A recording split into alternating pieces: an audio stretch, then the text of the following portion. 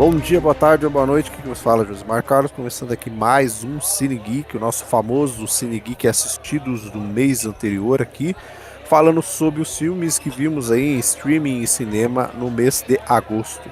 Então é claro que para falar comigo aqui sempre o nosso querido mestre Rodrigo Resenha. Opa, bom dia, boa tarde, boa noite. Sim, o Cine Geek, ele não falha. Ele demora às vezes, né? A gente tá Exato. aí tentando manter o Cine Geek mensalmente, mas a gente chega para falar dos nossos assistidos e dessa vez falaremos dos assistidos de agosto. Exato, a gente está conseguindo manter dois por mês, como a gente falou, um especial e o outro com os assistidos do mês anterior, então vamos ver se até o final do ano vai seguir, né? Mas a gente está com dois por mês.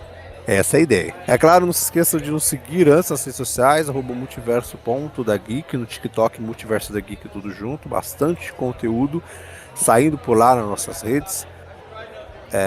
Inclusive, já teve podcast essa semana, dois degustando, né? Ju e eu falando sobre Alien Earth 5 e 6. E Ju, Rodrigo e eu falando aí sobre o quarto episódio do Pacificador. Semana que vem a gente volta para falar sobre ele e também iniciar uma nova série semana que vem. Se você está por dentro aí dos lançamentos de série, você sabe provavelmente do que a gente vai vir falar semana que vem. Mas hoje, por enquanto, vamos aqui no Cine Geek falar os filmes que nós vimos no mês de agosto. Então, bora, vinheta.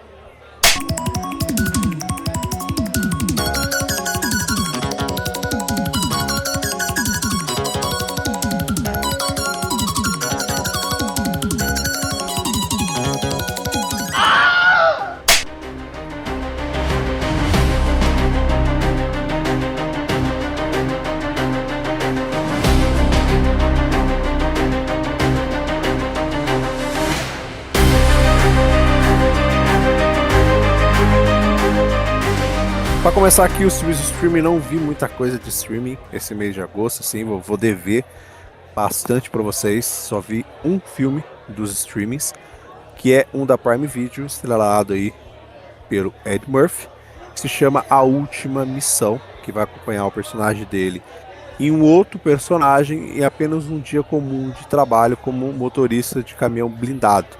Né, eles vão marcar ali uma missão rotineira de coletar uma quantia grande de dinheiro, mas aí eles acabam sendo pegos por criminosos numa emboscada e o destino deles muda, e aí a jornada toda do filme vai começar. É um filme bacana, tá? Tem coisas ali que são divertidas nesse filme, mas não é nada muito grande assim, ou nada muito diferente que você já não tenha visto. Se você acha que você vai ver um filme de comédia do Ed Murphy, do estilo Ed Murphy de ser, talvez não vai te agradar 100%, porque o Ed Murphy ele tá bem singelo aqui nesse filme, não é aquele Ed Murphy pastelão que a gente conhece, então ele tá bem singelo, bem pé no chão assim. Ele acaba sendo, entre aspas, o personagem mais sério do filme, né? O outro que é o parceiro dele, que é feito pelo Pete Davidson, ele que vai ser de fato ali a parte mais humorada do filme. Tem umas cenas de ação ali que são interessantes, acho que é um filme que dá pra assistir com toda a família aí, é um filme de streaming, então vale a pena assistir, mas como eu disse, se você tá esperando o que você já costuma ver com comédias do Ed Murphy, talvez não é pra você. Falei que ia ser bem rapidinho, né, a parte dos streams. Vamos correr aqui então pros filmes que vimos no cinema. Tenho dois aqui pra trazer pra vocês, né, no monólogo de Josimar aqui, que vai ser bem curto na realidade, só tenho dois filmes pra falar. Eu vou começar com um terror. Na verdade, tem três filmes de terror pra gente falar pra vocês aqui neste mês de agosto, mas os outros dois eu vou falar junto com o Rodrigo, que ambos nós vimos os filmes. E eu vou pegar aqui um que eu consegui ver, que é Juntos, tá? Que ele vai acompanhar ali um casal, né, interpretado pelo Dave Franco e Alison Brie, que tem uma relação ali um pouquinho conturbada e eles estão isolados numa casa, eles mudam para uma cidadezinha bem isolada, e ali os laços entre eles começam a se transformar em pesadelo e a coisa vai de mal a pior ali, coisas muito estranhas começam a acontecer com eles. Tá, é um body horror, tá, é bem interessante em alguns aspectos ali. Eu falei um pouquinho sobre esse filme lá no Insta, aí você pode ver a minha opinião sobre o mesmo. Eu acho que é um filme que tem coisas legais. Ele poderia ter desenvolvido muito mais a ideia do misticismo que ele mostra ali para você, né? Do porquê está acontecendo aquilo com este casal. Por que basicamente os dois corpos estão ali se unindo estranhamente, um necessita do outro. Toda uma mensagem ali metafórica por dentro, que eu acho que não é muito difícil de você conseguir captar. Ele não é um filme difícil. Talvez ele seja um pouco difícil de digerir para algumas pessoas que não têm muito costume de ver body horror, assim. Fica um pouquinho em agonia com algumas determinadas coisas. O filme ele abusa um pouquinho em CGI, eu acho que podia ter usado muito mais efeito prático, né? Eu sou o cara que body horror pra mim tem que ser muito mais efeito prático do que CGI. Então acho que tem alguns momentos que isso dá uma falhada no filme. Mas o filme vale extremamente pelo casal, tá? A química do Dave Franco e Alison Brie, que são um casal na vida real, que isso de fato acabou ajudando bastante eles, é o melhor do filme, sabe? Tipo, eu acho que a química dos dois é o que vai entregar pra você cenas muito boas desse filme ali. Mas o filme em si, ele tem alguns tropecinhos ali, e por isso não é 100% bom. Mas vale totalmente aí a curiosidade. E assim, ele é bom, terror, mas não é extremamente impecável. E para finalizar aqui, eu vou com Corra que a Polícia Vem Aí. Eu vou com Corra que a Polícia Vem Aí, né? O remake aí do filme do Leslie Nielsen, que aqui traz de uma maneira surpresa para todo mundo, um cara de nome parecido. Lá é nisso que você conhece por todos os filmes de tentar salvar a sua esposa, sua filha, seu cachorro, quem for. E aqui ele vem nessa comédia à lá anos 80, que vai colocar ele, né, como Frank Drebin Jr., filho do personagem lá do Leslie Nielsen, né, Frank Drebin, que ele trabalha aqui numa missão com a polícia de elite de Los Angeles para desvendar um determinado caso, que vai se unir com outro caso, e aí um milhão de coisas bizarras vai acontecer durante a sua investigação. Cara, é um filme de humor que eu acho que você tem que abraçar totalmente a ideia dele, assim. Entender que ele tá sendo um remake de um filme lá dos anos 80 e ele vai beber na fonte do humor dessa época. Ele não vai se ligar, ele não vai se importar com o politicamente correto que a gente tem hoje em dia e vai basicamente pegar ali todo o espelho dos anos 80. Então todas as piadas, elas são lotadas de segundas intenções e são lotadas de coisas que hoje em dia muita gente torce o nariz e acha que são textos errados. Então tem muitas piadas ali do politicamente incorreto, coisa que eu não tinha visto, até mesmo em outras comédias aí de 18 anos, que ela traz total a vibe anos 80, assim. Total. A sua forma de fazer humor, a sua forma galhofa, e ele replica o filme lá do Leslie Nielsen para os dias de hoje. Mesmo aí quase 40 anos depois, vamos dizer assim, ele traz com aquele mesmo humor. Então, as pessoas que eu acho com um pouco mais de uma certa idade aí vão curtir esse filme, e talvez o pessoal mais novo não vá pegar muito esse humor hoje em dia. Talvez vai achar algumas coisas ali muito estranhas, muito galhofas que estão acontecendo, mas essa é a intenção. A intenção do filme é ser extremamente galhofa, porque ele tá se baseando 100% no filme original. E eu acho que isso pra ele foi um trunfo, assim. Eu nunca imaginei ver lá Nisson entregando as cenas de comédia que ele entrega aqui. Então isso por si só, cara, já é digno de uma conferida. Então ele tá já disponível aí para aluguel e compras digitais, né, para quem quiser, juntos também inclusive, tá? E os outros dois filmes aí que lá no final que eu e o Rodrigo vamos falar e também estão já disponível para compra e aluguel digital. É isso, Messi, agora é tu com seus filmes aí vistos no cinema. Beleza, beleza, então bora lá comigo agora, meu monólogo, que prometo que vou tentar ser breve, sucinto, direto. Começaremos falando de nostalgia, meus amigos e minhas amigas. Sabe aquele filme que bate na gente, que lembra a nossa infância, que resgata sentimentos lá do início dos anos 2000? Se não me falha a memória, o ano é 2003, que sai o filme original, né, o primeiro filme. E aqui temos uma sequência e você deve estar pensando assim, putz, mais uma sequência baseada na nostalgia? Será que é só isso?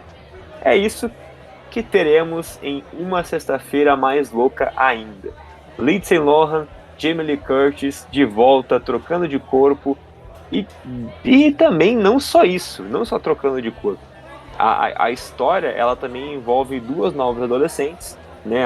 A filha da Lindsay Lohan no filme, que se não me engano é Harper, o nome, e também a filha, enfim, do futuro marido da Lindsay Lohan no filme, né? A Lindsay Lohan está para se casar, né? Conhece um pai solteiro, e também essa filha ali emprestada, vou dizer assim, se envolve nessa troca de corpos, né? Então acaba que gera esse conflito, né? De duas famílias que estão prestes a se unir e enfrentando mais uma vez uma, um dilema, uma velha história do passado nessa forma muito cômica, né? Da troca de corpos e não fica só naquela nostalgia ou repetição, né, do que aconteceu no filme anterior. Eu acho que tem sim, tem o uso disso aqui no filme, mas ele consegue ser divertido, ele consegue ser atualizado, né, para as novas gerações. É um filme totalmente na vibe Sessão da Tarde ainda, e eu acho que esse filme aqui, ele sim faz sentido existir, ele se faz, se comprova, né? E ele é um entretenimento que tem também ali no seu final uma reparação histórica, tá? Esse filme aqui, ele precisou existir por uma reparação histórica que acontece aqui. Só vou dizer isso e deixar a dica aí para que assista Uma Sexta-feira Mais Louca Ainda, que eu acho que ainda está disponível em algumas sessões do cinema, mas em breve deve estar chegando aí no Disney Plus. Certo, meus amigos e minhas amigas? Agora, a minha próxima dica ainda é um pouquinho de comédia, né? Estamos aqui no momento de diversão, entretenimento, né? E nesse caso é uma comédia mais ácida, uma comédia com um texto muito afiado, né? Algumas piadas até não funcionam tanto do que as outras, mas é um filme que tem dois protagonistas de peso. E nada mais, nada menos do que Olivia Colman e Benedict Cumberbatch, nosso queridíssimo Doutor Estranho. É isso mesmo, estou falando de Os Roses Até que a Morte os Separe. É um filme que traz ali aquela. Ele é uma remake, né, de um filme lá dos anos 80, que, se não me engano, tem o Michael Douglas como um dos protagonistas, mas ele também é baseado num livro, né, que é A Guerra dos Roses. O filme, né, os dos anos 80 é baseado no livro, e o filme aqui ele também se baseia mais no livro do que no filme lá dos anos 80. Ele troca um pouco a história também, ele tem a sua liberdade narrativa para ajustar algumas coisas, mas mantém a essência, que é o quê? É um casal que tinha a vida perfeita e começa a ter a sua relação em declínio, né? Uma combustão nesse relacionamento que gera praticamente uma guerra interna de amor e ódio entre esses dois personagens.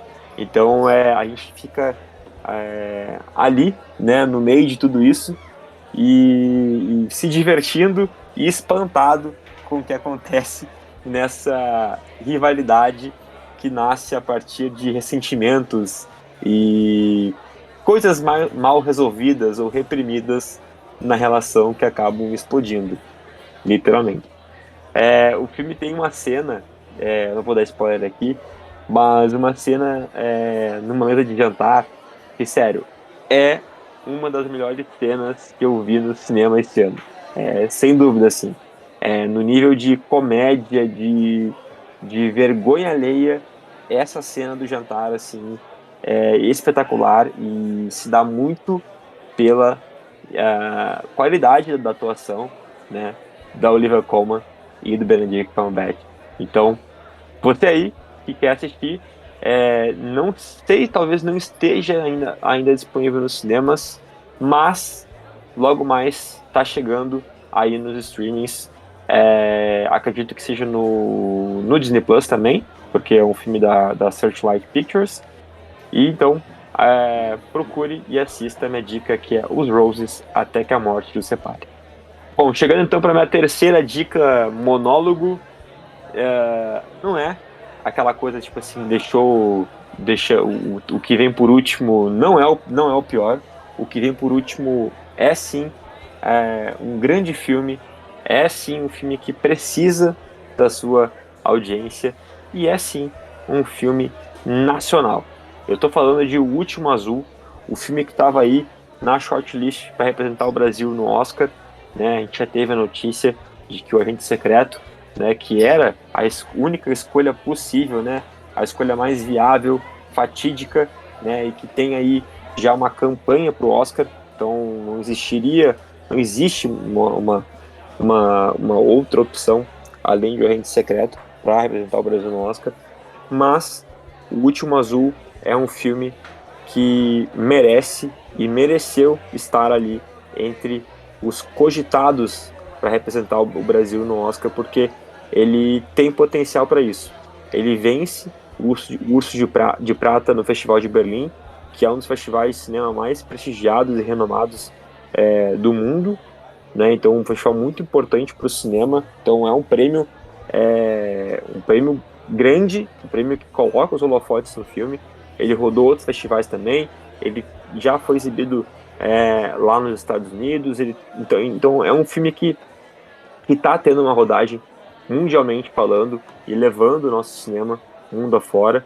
E também, né, já levou mais de 100 mil pessoas aqui no Brasil aos cinemas. Então é muito importante, você que ainda não assistiu, assista O Último Azul, que é um filme que mistura um pouco de distopia, mas uma distopia quase que real, eu vou dizer assim. O Gabriel Macaro, que é o diretor, ele traz esses elementos do fantástico, né, para engrandecer a sua história, que é nada mais nada menos do que uma história sobre o envelhecer, de como o ato de envelhecer, ele também pode ser uma resistência ao viver, né, e não uma sentença de morte, uma sentença de invalidez, de necessidade para a sociedade. Então, o filme utiliza dessa distopia em que os, né, idosos, quando chegam a uma certa idade, eles são levados para uma colônia, né, falando bem direto ao ponto, não atrapalharem a sociedade, né, porque já cumpriram com o seu dever com o país, já não podem ser um peso para o país, para a sociedade, para os mais novos, para as famílias que precisam continuar trabalhando, vivendo e fazendo a economia girar e o país girar, né? Então é nessa distopia que o filme, ele, a partir do fantástico e de uma direção muito bonita do Gabriel Mascaro, utilizando a Amazônia, né? Então a gente tem um filme rodado na Amazônia, lindíssimo. Ele sabe assim como filmar a Amazônia e deixar aquela beleza exuberante da Amazônia e expandir isso nos nossos olhos na tela. Então, de fato, O Último Azul é uma história imperdível e vale a pena você assistir também. É isso, meu caro Josimar. Vamos falar agora, eu e você e eu. Acabou-se os Finalmente acabou o monólogos. monólogo. Respira aí. Faz assim, ó. Você que tá ouvindo aí. Agora é a hora dos dois. Os dois. Vai chegar um momento ainda, meus caros, que eu e o Rodrigo vamos falar de todos os filmes. Esse momento vai chegar. 2026, 2027, mas vai chegar. Então aguarda aí que em algum momento ele chega, entendeu? Não tô falando que é Mas esse ano, não tô falando. não, mas eu acho interessante, assim, quando a gente não assiste todos os filmes também juntos, porque a gente consegue trazer aqui pra galera uma Variados, né? variedade, né, muito Sim. grande, né? Josimar ali com seus terrores peculiares, né? E não Eu teve, hein? trago. Sacanagem, não teve terror peculiar esse. Esse mês ficou devendo, esse mês ficou devendo. Nossa, tô até triste agora. Caramba, Eu velho. trago ali algum filme diferente, algum filme talvez que não tenha chegado ali no cinema pro Josimar, né? Porque a gente também Uhum. tem essa questão de região, Exato, né? Diferente, exato. né? Eu moro na capital, o Josimar não. Então acho que é legal quando a gente tem filmes pra gente debater em conjunto, mas também seguiremos Sim, tendo monólogos. Fiquem exato, tranquilos. exato, exato. Então agora para os dois que nós vimos, vou começar aqui, mestre. Vamos falar aqui primeiro de Faça Ela Voltar, o novo filme aí dos irmãos Philippou, não sei se é assim que fala o nome deles, mas provavelmente é. Filipe, E Philippou. Philippou são os Filipe, mesmos que fizeram qual filme, mestre? talk to me, fale comigo. Isso aí, fale comigo. E um E tem essa filme. referência no filme, hein? Tem, dizem que talvez seja do mesmo universo, mas os dois já falaram que não é, né? Ou eles não querem contar tudo. Eu não sei. Sei também que a gente ultimamente ficou com a necessidade de tudo ser do mesmo universo também. Acho que, sei lá, a gente ficou com esse ponto aí. Faça ela voltar, Messi, basicamente pro pessoal aí entender. Ele vai contar a história de dois meio-irmãos que encontram o seu pai morto.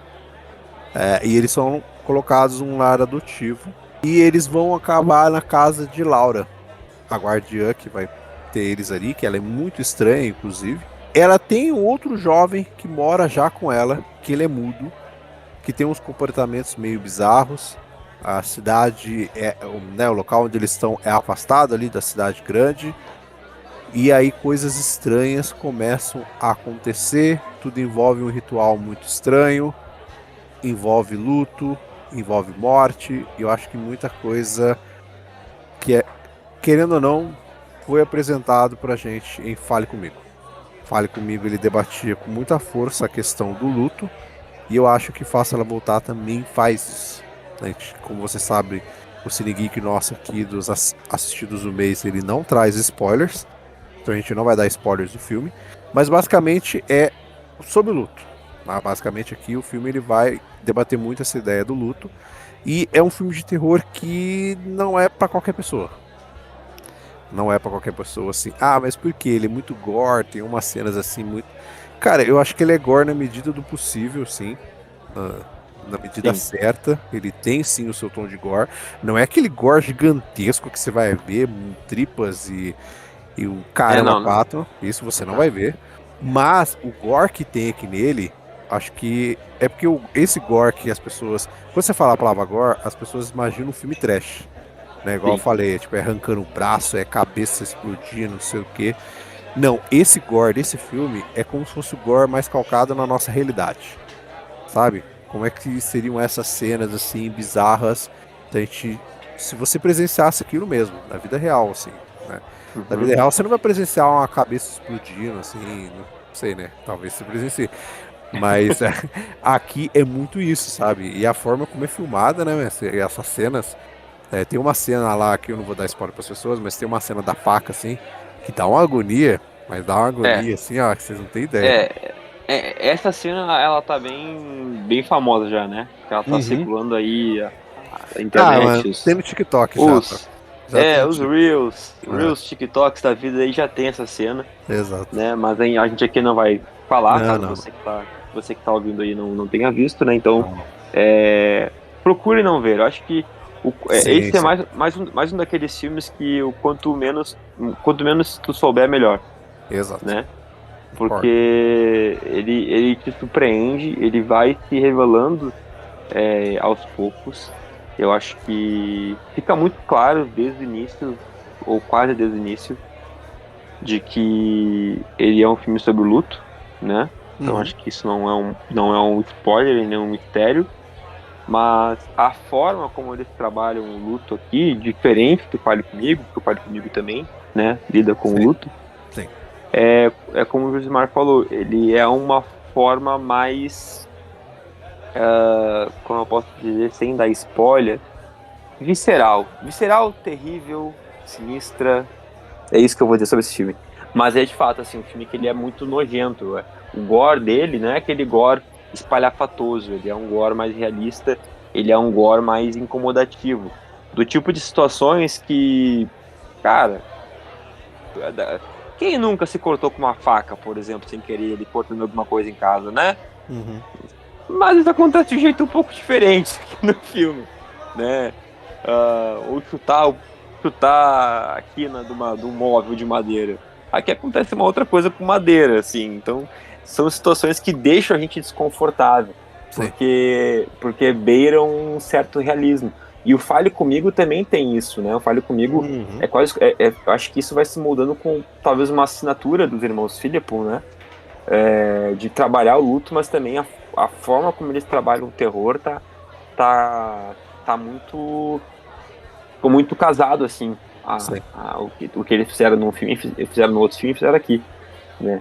Por exemplo, o Falho Comigo tem aquela cena do banheiro, né, Nossa, essa cena do banheiro. Putz. que é tensa, né? Então eu não vou também falar porque quem não viu, não viu, né? Mas é Exato. tenso, porque te deixa literalmente desconfortável, tipo assim, são cenas que tu olha pro que tá acontecendo e tu pensa, pelo amor de Deus, para de fazer isso, né? E não cenas que tu vê aquele gore exagerado e que tu não consegue imaginar aquilo como real. Não, aqui eles tentam fazer com que tu acredite que existe essa possibilidade de ser real. Então, acho que é isso que é assustador. Sim, sim. É todo o contexto, né? Todo o contexto É. do filme é mais pesado e tal, e tudo que é colocado ali, acho que é bem interessante, assim.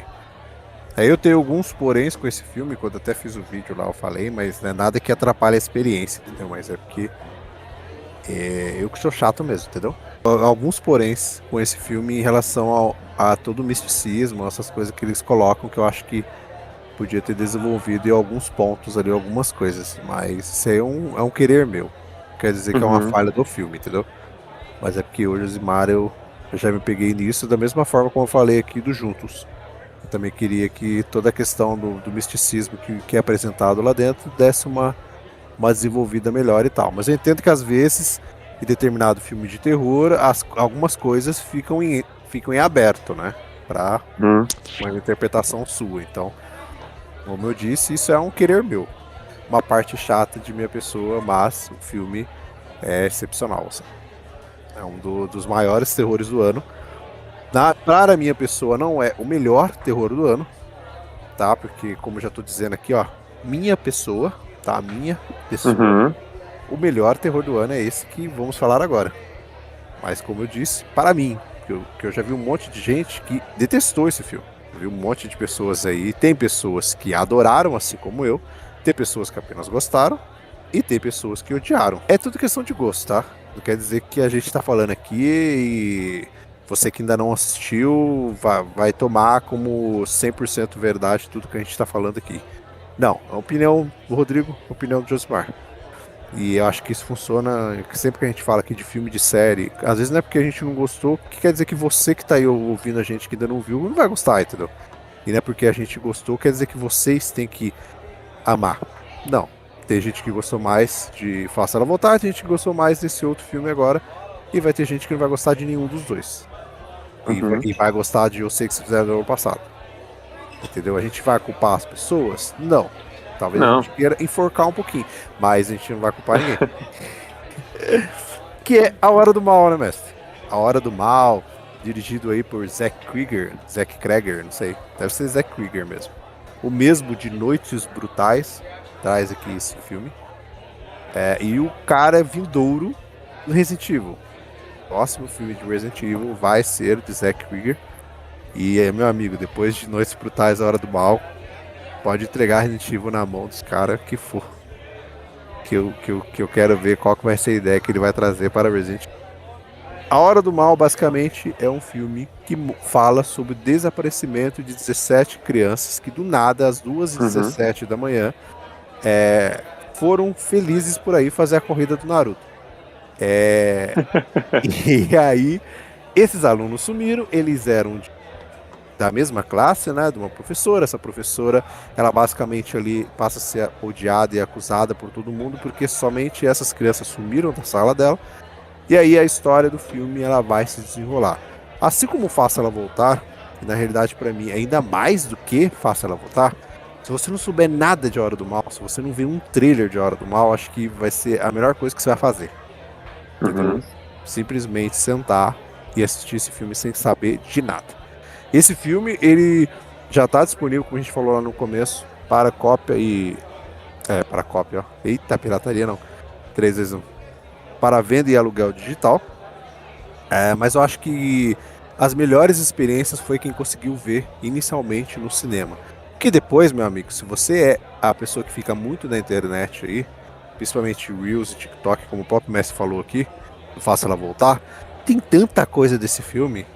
A cena, que é uma das cenas emblemáticas que muita gente odiou aqui desse filme, que é a cena final, o Messi sabe aqui qual cena que é que eu tô falando, ela basicamente é ter inteira no TikTok e no Reels para você assistir. Então, talvez isso estrague a experiência para você que tá vendo aí. Que esse filme você tem que sentar e entender e digerir esse filme. Porque esse filme, para mim, ele é o melhor terror do ano. Por quê? Pela forma como ele constrói o terror. É a forma de contar em capítulos, desenvolver ali a história separada das pessoas, unificar as histórias no final. E sempre no final te dá um gancho e você fica, caraca, mas velho, mas mudou a história, por que aconteceu aqui, velho? Por que vocês deram esse corte agora aqui? Aí vai indo nesse loop até você conseguir entender 100% do que tá acontecendo, um filme amarrar pra você, porque tá, ele não deixa a ponta solta, ele não deixa de desenvolver aquilo que é preciso desenvolver, e ele entrega assim bizarrice, tem momentos ali que são cômicos, são, mas eu, pelo menos, Josimar, eu sinto que é uma coisa que foi colocada pelo diretor. Tem alguns erros ali de questão de roteiro, tudo e tal, que o próprio diretor ele disse que ele mesmo não percebeu, então eu, se fosse ele, não falaria, né? Pô, você fala que você não percebeu que você colocou furo de roteiro no seu filme, não fica quieto nas entrevistas, não fica contando. Fala que foi de propósito, entendeu? Fala que sei lá, mano, mas não, mano. Ah, as pessoas estão encontrando esse furo aqui, ó, de roteiro nesse filme. Nossa, eu nem vi, mano. Talvez eu esqueci de escrever, mas não fala isso, entendeu? Aí você caga no seu filme, né? Então, fica quietinho e É, fala, não, que isso, furo de roteiro? Você assistiu? Assiste de novo lá, cara. Você não percebeu que eu fiz isso, isso, isso? Não, mano, não entrega, né? Não entrega que você, porra, deixou uma lacuna no seu filme. Mas isso não incomoda a minha pessoa. E as partes cômicas eu acho que elas estão ali porque elas acontecem em momentos de agonia, assim. Então parece que aquele negócio, tipo, tô rindo de nervoso. Pelo menos eu interpretei assim, tipo. Porque tem cenas cômicas, é óbvio que tem. Mas eu uhum. senti como isso, sabe? Tipo, aquela tensão de agonia. Porque o filme, cara, eu fiquei em agonia do começo ao fim do filme. E é um filme de que acho que 2 horas e 10, alguma coisa assim, né? Se eu não me engano. E, É, cara, 2 horas e 10, 2 horas e 15. por aí, né? Eu fiquei tenso. Eu fiquei tenso nesse filme, porque eu acho que é isso. Por isso que eu considero ele o melhor terror do ano para a minha pessoa. Talvez até o final do ano surja algum filme aí que me surpreenda ainda mais, eu não sei, mas por enquanto é ele. Por isso, pela forma que ele me constrói o terror, pela forma como ele consegue vender o terror para mim, vender o medo, vender a agonia, me deixar tenso do começo ao fim, sabe? Tipo, porque terror para mim não é só pulinho, não é só jump scare, é toda a atmosfera, a construção Uhum. da narrativa e para mim esse filme tem tudo isso. Não, perfeito, Josmar. Eu assim, eu não sei. Eu vou ter que pensar assim um pouquinho mais, porque fico bem na dúvida, assim. Acho que pra mim, em relação à qualidade, em relação à qualidade eu não tenho dúvidas. Pra mim, A Hora do Mal é melhor do que Faça Ela Voltar. Mas no aspecto de terror, talvez eu fique com Faça Ela Voltar, sabe? Talvez. Só pela questão do terror mesmo, assim, do visceral, Não que o Hora do Mal não tenha, né? Que o Hora do Mal também tem, Tem, né? Tem, tem. tem. Mas não sei, eu acho que eu fiquei mais desconfortável com o Passa Ela Voltar nas cenas do que a Hora do Mal. Mas ambos não têm também grandes sustos. Até o Passa Ela Não, Voltar, não, não. eu não tomei nenhum susto com o Passa Ela Voltar. Não. Mas a Hora do Mal, sim, né? A Hora do Mal tem uma cena, principalmente as cenas dos sonhos, né? Sim, Ah, tem. A hora do mal tem. as cenas dos sonhos dão aquele famoso jumpscare na gente, então, sim, senti medo. Mas eu concordo com o Josimar no sentido de que é um filme que ele consegue criar a sua atmosfera de Uhum. tensão, né? Ele deixa a gente tenso deixa a gente preso. Tem alguns. O diretor disse que tem furo de roteiro, vamos dizer aqui que são liberdades criativas, né? É, tá vendo, Júlio? A gente sabe vender seu filme, hein? Pelo amor de Deus. Vamos colocar como liberdades criativas aqui para o público conseguir pensar, teorizar, enfim, interpretar da sua forma. Mas para mim é um grande filme. A Hora do Mal é um grande filme, pela forma como conta a sua história também, a divisão ali que o filme faz, né, por personagens, muito interessante. Essa é quase que um Paul Thomas Anderson ali, né, de vai e volta na história e encontros e desencontros na linha na linha na linha central da narrativa ali, né, vai construindo aquela linha narrativa a partir de diferentes perspectivas e pontos de vistas, e eles somados ali vão engrandecendo, né, a trama. Então acho que é mais um filme do Zack Krieger pra gente colocar o olho nele e ficar aí curioso com os próximos projetos, incluindo Resident Evil, né, na mão dele, porque, cara, é um diretor que tem, né, tá mostrando que sabe trabalhar o suspense, que sabe trabalhar o mistério e que sabe criar situações bem tensas e bem desconfortáveis. Tanto os irmãos Philippo como o Zack Krieger são dois nomes, né, mas pra quem curte terror, pra ficar aí, né? São dois nomes aí que, cara, todo filme que vier desses aí, eu vou me interessar em ver, então. Porque, se eu não me engano, ambos eles só tem 2 filmes, né? Se estiver muito enganado agora, talvez tenha alguma coisa antes, mas até onde eu sei, né? Os irmãos Philippos Fale Comigo e Faça Ela Voltar. E o Zack Krieger com Noites Brutais e agora A Hora do Mal. Talvez ele tenha alguma coisa antes, mas não sei. Confesso que eu não sei. Talvez curtas, alguma coisa. Mas acho que de longa-metragem, se eu não me engano, somente esses dois aí. O Resident Evil que vai ser o terceiro dele. E os irmãos Philippo parece que estão com um já, né? Engatilhado também, se eu não me engano. E tem Fale Comigo 2, né? É isso? É isso, né? Que tá confirmado já. Fale Comigo 2 com eles também. E tem um outro filme, parece que engatilhado. Então, cara, são grandes nomes aí. A Hora do Mal eu acho excepcional. A trilha sonora também da Hora do Mal eu acho muito boa. Porque é aquilo, construção da atmosfera, né? Que não é. A atmosfera não constrói só com narrativa, com as atuações, com detalhes ao seu redor, mas a trilha sonora também, né? Um bom filme de terror, ele se faz com trilha sonora, né? E mesmo nos momentos que tem jumpscare, né, Messi, a trilha sonora ela não é aquela trilha sonora padrão, né? Porque a trilha sonora padrão do jumpscare é aumentar a música quando você vai tomar um susto, né? E a Hora do Mal não faz isso, né? Então, é o jumpscare bem feito. Bem geralmente, porque geralmente a trilha sonora ela avisa você quando vai vir um jumpscare, né? Você sente pela trilha sonora que o jumpscare vai vir. E a Hora do Mal, ele não faz isso. A trilha sonora ela não te avisa o momento que vai vir o jumpscare. Ela simplesmente vai tendo seu ponto lá. Eu acho que a trilha sonora é um peso muito bom, assim. As atuações do filme também são bem legais, né? A gente tem uns atores bem interessantes ali. Como eu falei, tem a parte cômica, sim. Tem um certo personagem no filme que pra mim ele é o... Acho que são dois, na realidade. Tem dois personagens aqui que eles são... Quando chegam na história deles, a história deles é extremamente cômica, né? A história de dois personagens ali. Mas acho que talvez isso foi meio proposital. Mas, cara, é um filme para que você não viu, veja.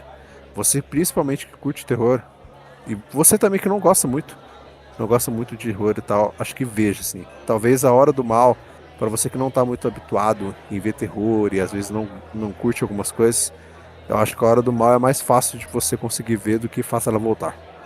Talvez Faça Ela Voltar vai te chocar muito mais, assim, né, com visualmente e tal. A Hora do Mal ela tem a construção, talvez algumas pessoas não gostem de algumas coisas ali, mas você vai encontrar coisas que vão te agradar. A Hora do Mal ela abraça não só fãs do gênero do terror, mas a pessoa que não está muito habituada, porque, né, tem a parte cômica e tem outros quesitos ali que vão sendo construídos. Mas A Hora do Mal é excepcional, já está disponível para aluguel, digital e compra os dois, né? Como eu falei. Juntos também, Corre que a Polícia Vem Aí. Que são os que eu tenho certeza que já estão. O do Messi ainda não estão, nenhum deles. Os dois lá vão demorar, porque a gente sabe que Disney, filmes Disney ou da produtora ali, eles só chegam no streaming 3 meses depois. Então eles vão demorar um pouquinho. O Último Azul também deve demorar um pouco para vir. Mas todos os outros eles já estão em cópia digital e logo logo chegam no streaming, né? Quando o filme está em cópia digital não demora muito para ele embarcar no seu streaming. Então vejam os filmes que nós indicamos. Foram poucos filmes esse mês que a gente falou aqui para vocês, mas acho que num saldo positivo até, que na maioria dos filmes que nós falamos aqui são filmes bons pro excelente. Sabe, não tem nenhum aqui que eu vou pegar essa lista que eu vou falar para você que esse foi meia boca. Até na parte do streaming que eu falei aqui, é um filme bacana para você assistir, sem muito compromisso ali. Não é 100% agradável, mas, sabe, não vai ser péssimo de você ver. Você vai conseguir tirar pelo menos um bom entretenimento ali. Então, são filmes que valem a pena. E agora nos encontramos aqui no próximo Cine Geek Assistidos do mês, agora para falar de setembro. No mês de setembro. Será que quando voltar aí mês que vem vai ter o Terror Duvidoso? Que esse mês não teve, hein? Esse mês só teve terrorzão. Mas o Terror Duvidoso do Josimar não teve. Eu senti falta, hein? Então, cadê cinema? Cadê que você não tá trazendo Terror Duvidoso aí? Tem Terror Duvidoso nem no streaming, pô? Aí vocês estão de sacanagem comigo. Eu quero vir falar de Terror Duvidoso aqui no Cine Geek das Assistidas. Não tem graça.